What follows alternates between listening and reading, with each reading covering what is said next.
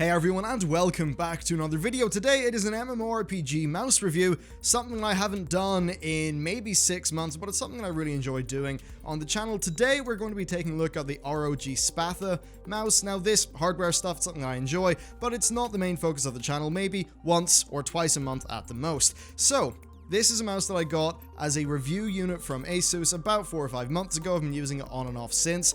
And before I go into the reasons why the mouse actually doesn't work out for me as something that I can use, I'm going to go over the good stuff. So the build quality of this mouse is actually really solid. It's got this soft plastic, then a rubberized sort of grip finish for the grippy parts, which overall does make it feel pretty sturdy in the hand. Very good scroll wheel, very good clicking action. Overall, that stuff is pretty solid with this mouse. Now, it is a wireless mouse, and that means it comes with a base station, and holy crap, this base station is really good. You can mount it so that the mouse magnetically clips in, which is great because magnets are pretty damn awesome. Overall, I'd say that this is very well built, and it absolutely does feel like a premium bit of kit. Now that does bring me on to the size of the mouse. This is definitely an interesting topic. It's a tiny bit too big for me, and a lot of the people who I've showed the mouse to have just found that it's massive in their hands.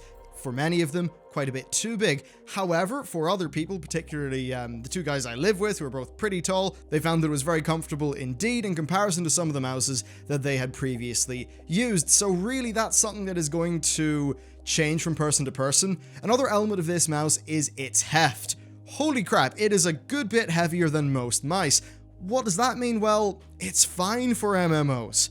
But is it going to be good for a first-person shooter? No, it's not. I feel like that's too heavy and basically would impede twitch movements and the kind of things that you really need to be able to do in a first-person shooter game. Now, I like my mouse to be multi-purpose. I want to be able to play all of the different games on the same mouse, so I'm not switching out mice based on what I'm doing, and that is actually quite a problem for me.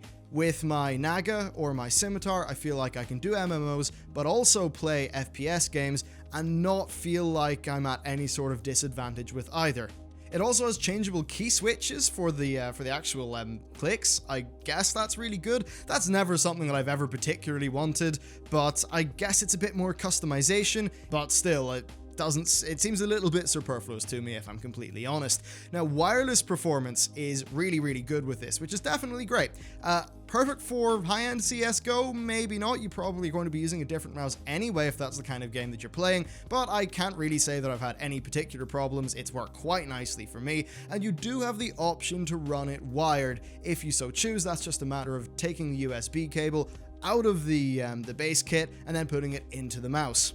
Now that does bring me on to the bit which pretty much means I cannot use this mouse at all for my own personal use, and that is the keypad. They're going for a non-uniform keypad which doesn't have as many buttons as a Nith or a Naga or of course our Scimitar, and that's led to some issues with me. So they're trying to go with something that's a little bit more ergonomically designed, so the keys have a non-uniform layout, and they're also a non-uniform size. Now, I am okay with that in principle, but I have found that the layout isn't particularly comfortable. One thing which really was odd to me is that the layout is in the same shape of the kind of like owl Strix branding that Asus have on some of their graphics cards, and I think just in general their ROG brand. Now that might look cool, but I don't feel like it's the most useful way to put your keys. It definitely does feel like form over function, and for something like a mouse, which ultimately is a tool, that's a really big problem for me. Another downside of the non-uniform keys is that the kind of pressure to actuate them doesn't always feel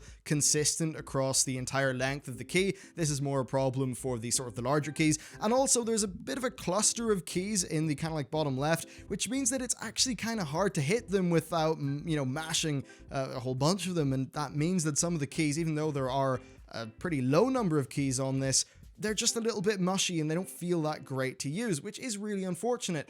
And the topic of the number of keys also is important. If you're planning on using a mouse like this as a keyboard number sort of line replacement, well, this only has 5 keys in the keypad, so it's not going to fulfill the same function as a Naga or a Nith or a Scimitar. However, if you look at, say, my more recent key bindings for World of Warcraft, 5 buttons on the mouse, that really is enough to do most of my abilities, so I mean, yeah, it's okay, but maybe that won't be the flexibility that you're looking for. Again, that's personal stuff, and overall what I would say about this keypad layout is it is 100% personal preference. It doesn't work for me. I do have some gripes with it, which I do think are just design issues, and I think I've outlined them well enough.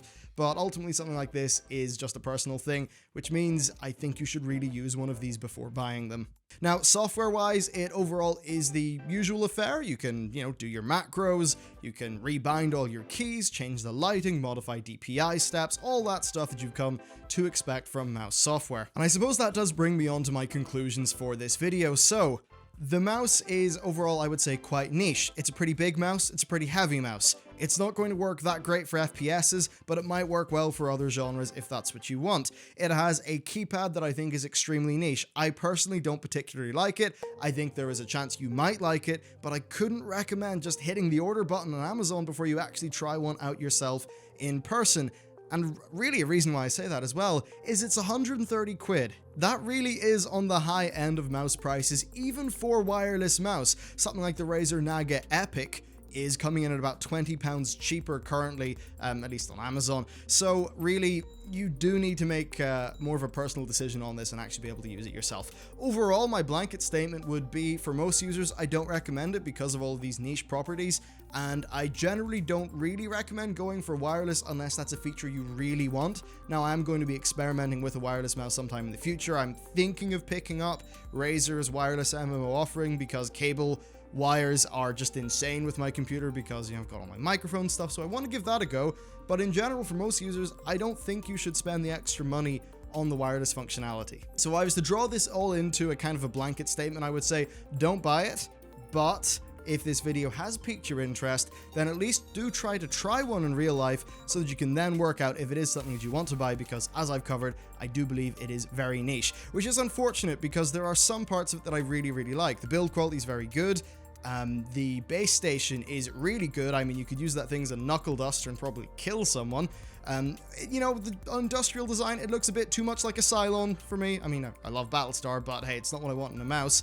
Yeah, so there's really good stuff there. Asus have definitely shown that they can do a lot of good. However, there are just some gripes about the actual functionality and usability that just don't really make it work for me. But that is it for this video. Thank you very much for watching, and I will see you next time.